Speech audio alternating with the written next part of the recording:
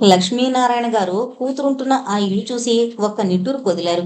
అప్పల నరసమ్మ గారికి ఈ విషయమంతా తెలుసు కనుక ఆవిడ మాట్లాడకుండా ఆతిథ్యపు ఏర్పాట్లు చూస్తోంది. ఆ కొంపలో చీకటికి కళ్ళు అలవాటు పడ్డాక మహి దారి చూపిస్తుంటే కూతురు వెళ్లిన గదిలోకి వెళ్ళాడు లక్ష్మీనారాయణ గారు. మిగతా వాళ్ళందరూ బయటనే నిలబడిపోయారు. అమ్మలక్కలందరూ అంత పెద్ద కారున్నవాడు సీత తండ్రి అని విని విచిత్రంగా చూడసాగారు. అమ్మా, మీ నాన్న అంది మహి. ఆ మాటకి తలెత్తి చూడలేదు సీత. లక్ష్మీనారాయణ గారు కూతురు తల మీద చేయి వేసి నెమ్మదిగా నిమురుతూ, మరిచిపో అమ్మా, గతం గతమే. ఈ 6 ఏళ్ళు నువ్వు నేను పడ్డ నరక బాధకి ఇహ ముగింపు వచ్చింది. నువ్వు బ్రతుకున్నావని తెలిసేదాకా నువ్వు బ్రతికి లేవనుకున్నాను. చూడమ్మా, మనిల్లు, మన తోట, నీ దుస్తులు, నగలు అన్నీ అలాగే ఉన్నాయి. నువ్వు ఎప్పటికైనా వస్తే మురికిని చూసి అసహించుకుంటావని నీ గది, నీ బాత్రూము నేనే స్వయంగా బాగు చేస్తున్నాను. ఆ మాటలకి సీత ఇక నిలువరించుకోలేక తండ్రి కాళ్ళం చుట్టేసుకుని బావురుమంది. మహి ఇదంతా చూసి గబగబా బయటికి వెళ్ళి, అమ్మ వాళ్ళ నాన్న నీకంటే మంచివాడు కాడు నాన్న. అమ్మకు ప్రైవేట్ చెప్పేళ్లాగుంది, ఏడుస్తోంది అని వార్త చేరేసింది. నాన్న, నా పొరపాటుని మన్నించండి. నా అవివేకానికి ఆగ్రహించకండి. ఈ ప్రొడిగల్ డాక్టర్ని విడిచిపెట్టకండి. నేను చాలా అలసిపోయి ఉన్నాను. ఇహ కష్టాలు పడలేను. స్నేహితుల మాట నిజమని భ్రమించి మీకు చెప్పకుండా వచ్చి నాకు నేనే అన్యాయం చేసుకున్నాను. ఈ ఇంటి యజమానురాలు అప్పల నరసమ్మ గారే లేకపోతే నా గతి ఏమై ఉండేదో అంది వెక్కి వెక్కి ఏడుస్తూ సీత. ఏడవకమ్మా, విధిని ఎవరు తప్పించగలరు? అయినా నేను పెంచిన పెంపకంలో ఏదో లోపం ఉండుంటుంది. లేకపోతే నీలాంటి రత్నం లాంటిది ఆ పని చెయ్యదు. ఇహ ఊరుకో అమ్మా, ఆయమ్మ కూడా వచ్చింది అన్నాడు లక్ష్మీనారాయణ గారు. ఆయమ్మ రంగమ్మ లోపలికొచ్చింది. సీత ఆవిడ్ని కౌగిలించుకుని మరో ఏడుపు ఏడిచింది. చూడు రంగమ్మ, ఆ అమ్మాయికి స్నానం చేయించి నేను తెచ్చిన బట్టలో నగలు ఇవ్వు. నేను వెళ్ళి మహేశ్వరికి కావలసిన నగలు కొనుక్కునొస్తాను అని తృప్తిగా బయటకు వెళ్ళిపోయాడు లక్ష్మీనారాయణ శ్రీరామశాస్త్రితో. సీత జడ వేయించుకుంటూ, ఆయమ్మ, నీ మాట వినకుండా నేను ఈ పని చేసినందుకు నీకు కోపంగా లేదా అంది. కోపం ఎందుకమ్మా? నువ్వు ఏ పని చేసినా బతుకుంటే చాలని 1000 దేవుళ్లకు మొక్కుకున్నాను. మీ నాన్నగారి చాపల్యానికి నువ్వు కోపించావేమో అని అనుకున్నాను అంది జడ చివర కుప్పెలు కడుతూ రంగమ్మగారు. ఇంతలోనే అప్పల నరసమ్మగారు లోపలికొచ్చి, అబ్బో అబ్బో, కుప్పెలు పెట్టుకుంటున్నావమ్మా? ఈ కాలంలో ఈ నగ చూద్దామన్నా కనబడడం లేదు అని సీత బుగ్గలు నిమిరి మెటుకలు విరుచుకుంది. సీత ఒక్కొక్క నగే తీసి అలంకరించుకోసాగింది. రవ్వల జోకాలు, రవ్వల నెక్లెస్సు, చంద్రహారం, తండ్రికిష్టమైన వడ్డాణం, తల్లి వంకెలు అన్నీ పెట్టుకుంది. ఈ గంగిరెద్దు వేషం నాన్న కోసమే ఆయమ్మ. ఇది వరకు ఆయనకి నేను నగలు పెట్టుకోనని కోపముంటూ ఉండేది. ఇహ నాన్న ఎలా చెబితే అలా వింటాను, బుద్ధొచ్చింది అంటూ లెంపలు వేసుకుంది సీత. మరి వనమాలిని మీ నాన్న ఒప్పుకోకపోతే అంది అప్పల నరసమ్మ. ఆ మాటకి సీత నవ్వింది కాని సమాధానం చెప్పలేదు. అంత మాట అనకండమ్మా, అందరం ఒప్పుకున్నాం కనుకనే ఇక్కడికొచ్చాం. అల్లుడు చదువుకున్నవాడు, డబ్బున్నవాడు డా అనగానే ఆయమ్మ నోరు మూసేసింది సీత. ఇంతలో మహి లోపలికొచ్చి ఆ నగలు పెట్టుకున్న తల్లిని చూసి జడుసుకుని పరిగెత్తుకెళ్ళి తండ్రి చంకనెక్కి, నాన్న, అమ్మ ఒంటి నిండా తళతళ సినిమాలోలాగే ఉంది. ఏంటవి? వాటిని నగలంటారమ్మా. నీకు కూడా కొనుక్కురావడానికి మీ తాతగారులు వెళ్ళారు అన్నాడు వనమాలి ముద్దు పెట్టుకుంటూ. నడుముకి అదేదో కట్టుకుంటే అన్నం ఎలా తినాలి? నాకు అన్నింటికన్నా అమ్మ చెవులకి వేలాడేవి బాగున్నాయి. నాకు కూడా అలాంటివి కావాలి అంటూ మారం చేయడం మొదలుపెట్టింది. తాతయ్యలు వచ్చిన తర్వాత మనిద్దరం వెళదాం అంటూ బయటకొచ్చిన సీతను చూసి నిర్ఘాంతపోయాడు వనమాలి. అమలకలందరూ కూడా అలాగే నుంచుండిపోయారు. ఎన్ని నగలు, ఎన్ని నగలు! మొత్తానికి కోటీశ్వరుడి కూతురై ఉంటుంది. మనం ఆ అమ్మాయితో అనవసరంగా తగు పెట్టుకున్నాం అనుకున్నారు వాళ్లలో వాళ్ళు. ఇంతలో తండ్రి ఇంటికి రావడంతో సాభిప్రాయంగా వనమాలి వంక చూసింది సీత. అది గ్రహించిన వనమాలి సీతతో సహా బయటికి వెళ్లి కారులో కూర్చున్నాడు. వాళ్ళిద్దరూ వెళ్లి ఆ ఇంట్లో ఉన్న వాళ్ళందరికీ పేరు పేరున బట్టలు తీసుకునొచ్చారు. సాయంత్రం విశాఖపట్నానికి గుడ్ బై చెప్పి కారులో అందరూ కపిలేశ్వరపురం బయలుదేరారు. వచ్చేటప్పుడు సీత అప్పల నరసమ్మ గారిని కౌగిలించుకుని చాలాసేపు ఏడ్చింది. పడమరముఖంగా ఉన్న రాముడి గుడి ముందు ఖాళీ జాగా, ఉత్తరాన పంచాయతీ ఆఫీసు, దాని పక్కన పెద్ద స్కూలు, గుడికి తూర్పు దిక్కున ఉత్తర దక్షిణంగా వెళ్లే పెద్ద రోడ్డు, రోడ్డుకి అటు ఇటు ఇళ్ళు, గుడికి ఎదురుగా ఒక పెద్ద మండువా లోగిలి, దాని పక్కన దుకాణం ఉన్నాయి. ఆ పెద్ద మండువా లోగిలే శ్రీరామశాస్త్రిది. ఆయన ఇల్లు ఈ రోజున కళకళలాడుతోంది. ఆయమ్మ లోపల మరో వంట మనిషి గుంగుమలాడే వంటలు చేస్తున్నారు. ఆ సువాసనలకి ఆవు దూడ మోరెత్తుకుని వాసన చూస్తోంది. మహి తన చేతిలో ఉన్న అరటిపండు ఆవు దూడ నోటికి అందించింది.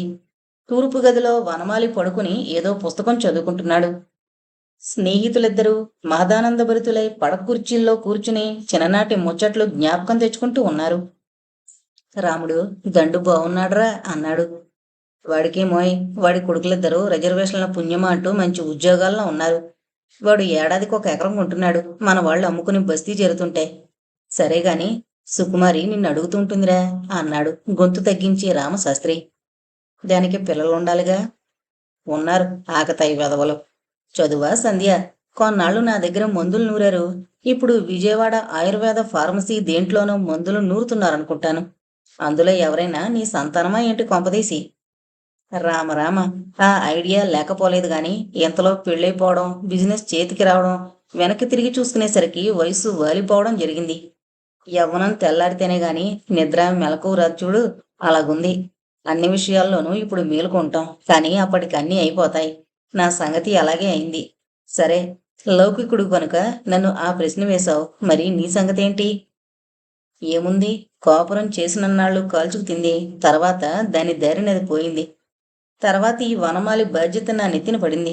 ఇప్పుడు సీతే నీకు నాకు కూతురనుకో.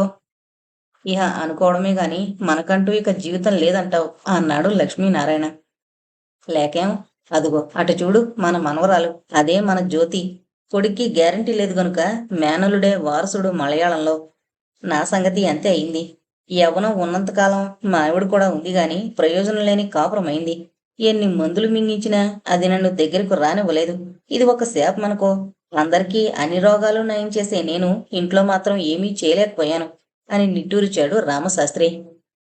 పోనిద్దు, అంతా అయిపోయాక నిట్టూర్పులెందుకు? సుకుమారి నిన్ను దగ్గర ఉంచుకుని నన్నడగడమేమిటి అన్నాడు లక్ష్మీనారాయణ క్యూరియాసిటీతో. దానికున్న రోగాలు నాకు తెలుసు కనుక తెలియని నిన్ను అడుగుతూ ఉండేది. కొన్నాళ్ళు నా ప్రాక్టీసు దాని యవ్వనం వల్ల పెరిగిందనుకో. ప్రతివాడు రాను సిగ్గుపడుతూ నుంచోను. అవునా అని నేను అడగడం, వాడు తల వంచుకోవడం.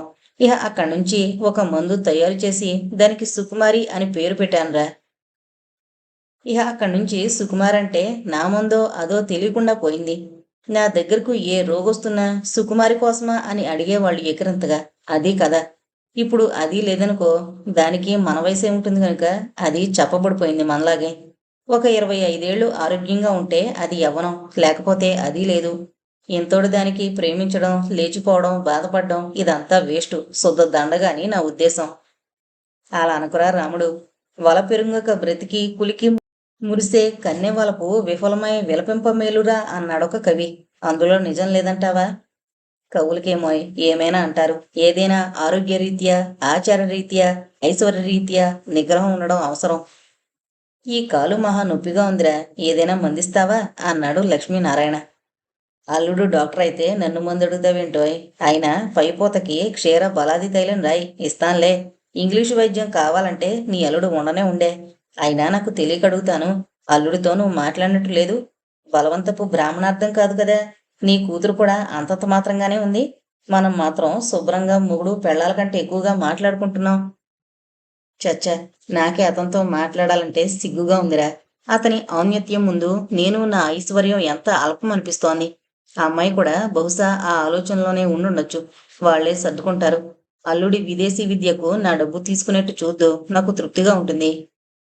వాడు తీసుకోడయ్యా, వాడి డబ్బే వాడుకుంది. ఆ పైన మెరిట్ స్కాలర్షిప్ ఉంది. తర్వాత చూద్దాం. ఇంతకు వాడు వెళ్ళిపోయాక సీత ఏం చేస్తుంది? ఇద్దరూ వెళతారా అన్నాడు రామశాస్త్రి. నాకేం తెలీదు గాని ఇప్పుడు నేను సీతను విడిచి ఉండలేనురా. పైగా మహేశ్వరి ఇంట్లో తిరుగుతుంటే మహేశ్వరిలాగానే కనిపిస్తోంది. నా వ్యాపారానికి సీతను మేనేజింగ్ డైరెక్టర్ని చేసి మనవరాలతో ఆడుకుంటూ శేష జీవితం గడపాలనుంది. నువ్వు ఒంటరివాడివేగా, హైదరాబాద్ వచ్చేరాదు? ప్రయత్నిస్తాను. నాకు మాత్రం ఇక్కడ ఏముంది, రోగులు తప్ప. ఈ మధ్య యునానీ వైద్యం నేర్చుకోవాలని గొప్ప సరదాగా ఉంది.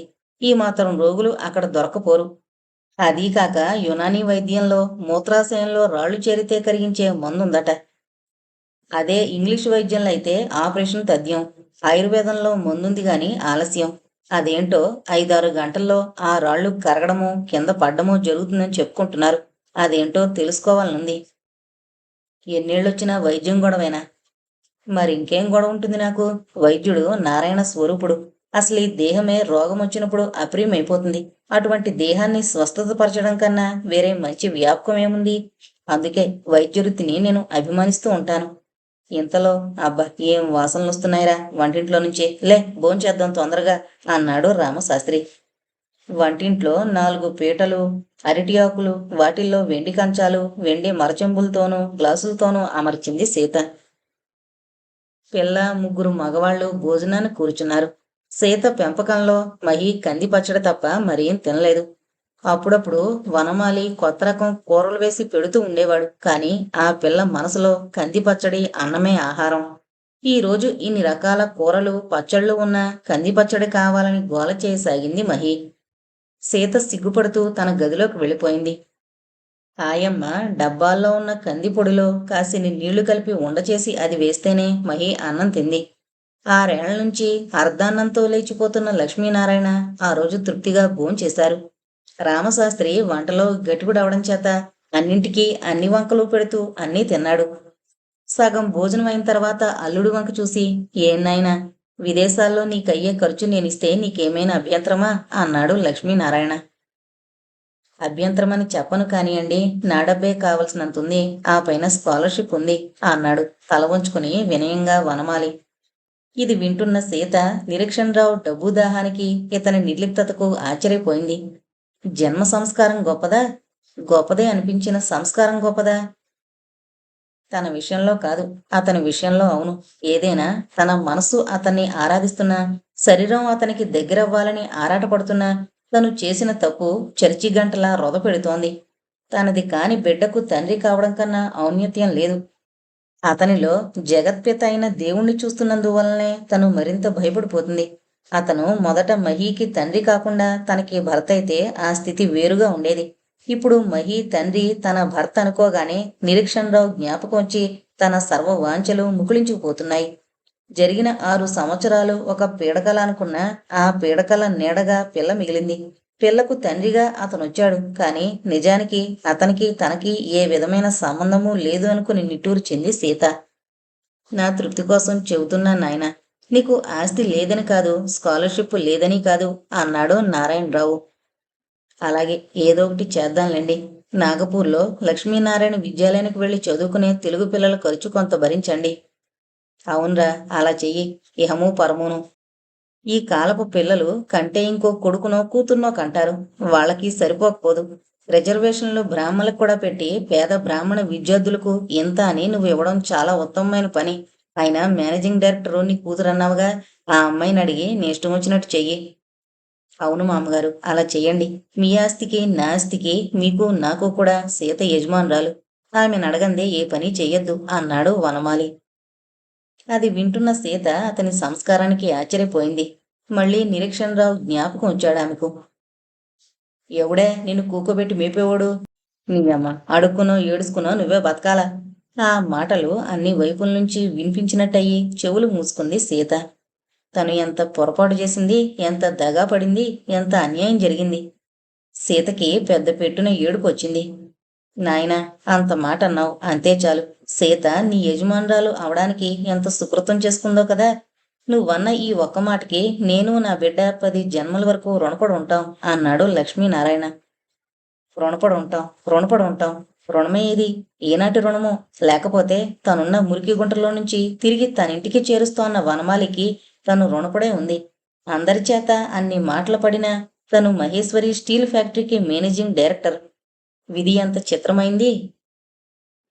లక్ష్మీనారాయణ గారి స్వభావంలాగానే బంజారాహిల్స్లో ఉన్న వారి భవనం కూడా పూర్వకాల పద్ధతుల్లోనూ ఆధునిక పద్ధతుల్లోనూ కూడా అన్ని సౌకర్యాలు కలది. ఆ ఇంటి పేరు మహేశ్వరి. ప్రస్తుతం అది ఆయన మనవరాలి పేరైనా ఒకప్పుడు ఆయన భార్య పేరు. బిజినెస్ మ్యాగ్నెట్ లక్ష్మీనారాయణ గారికి సాంప్రదాయం అంటే అభిమానం ఉన్నా ఆయన ఎప్పుడూ సాంప్రదాయాన్ని బట్టి నడుచుకోలేదు. నవనాగరికత అంటే అభిమానం ఉంది గాని అతి నాగరికత అంటే ఆయనకు గిట్టదు. దేవుడి దయ వల్ల సీత జీవితం ఇప్పుడు ఒక దారిన పడింది గాని అతి నాగరికత వల్ల అది సర్వనాశనం అయ్యేదే. కనుక అతి నాగరికత అంటే ఇప్పుడు అసహ్యం కూడా ఉంది. మహేశ్వరిలో సకల సౌకర్యాలకి వీలు కల్పించుకోవడంలో నవీన దృక్పథం పూర్తిగా ఉంది.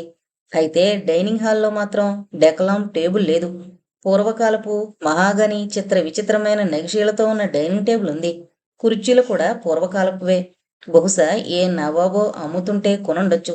ఆయనకు పూర్వకాలపు వస్తువులంటే ప్రీతి.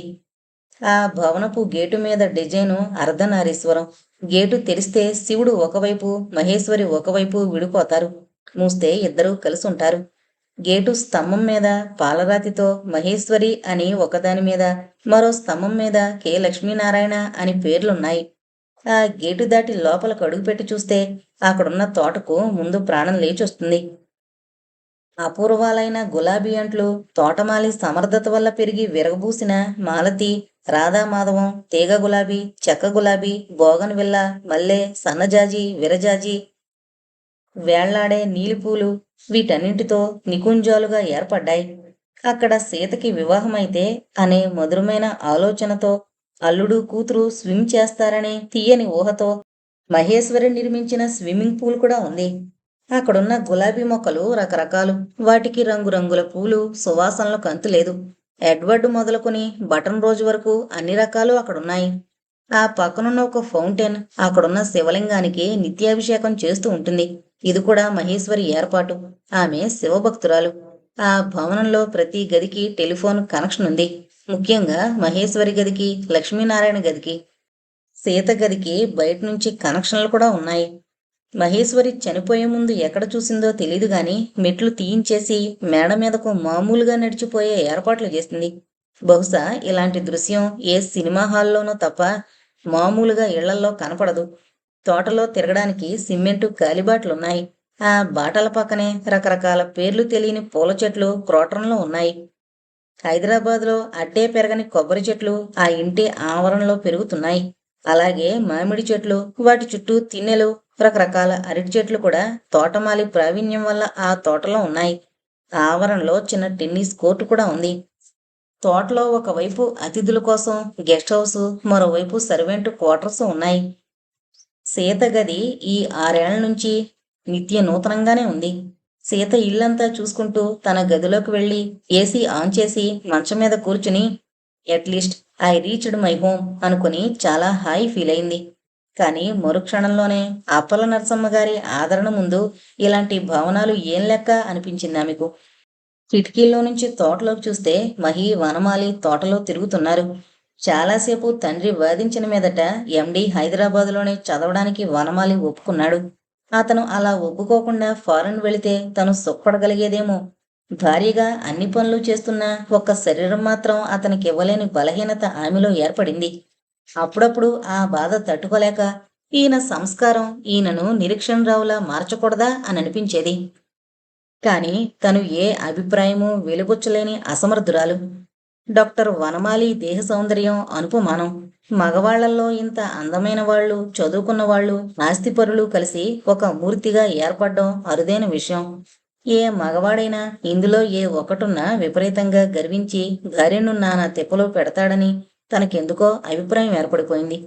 నిజం చెప్పాలంటే తన తండ్రికి ఈ గుణాలన్నీ ఉన్నాయి. అయినా తన తల్లి మాటే చెల్లుబడవుతూ ఉండేది. అలాంటి దంపతులకు పుట్టిన తను ఏ విధివశం చేత ఇలా ఎలా ఆలోచిస్తోంది? ఆ విధి దేవుడైనా సరే తను ఎదిరిస్తుంది. ఏమెదిరించింది? వనమాలి అంటూ లేకపోతే తన జీవితం విశాఖపట్నంలోనే సమాప్తమై ఉండేది.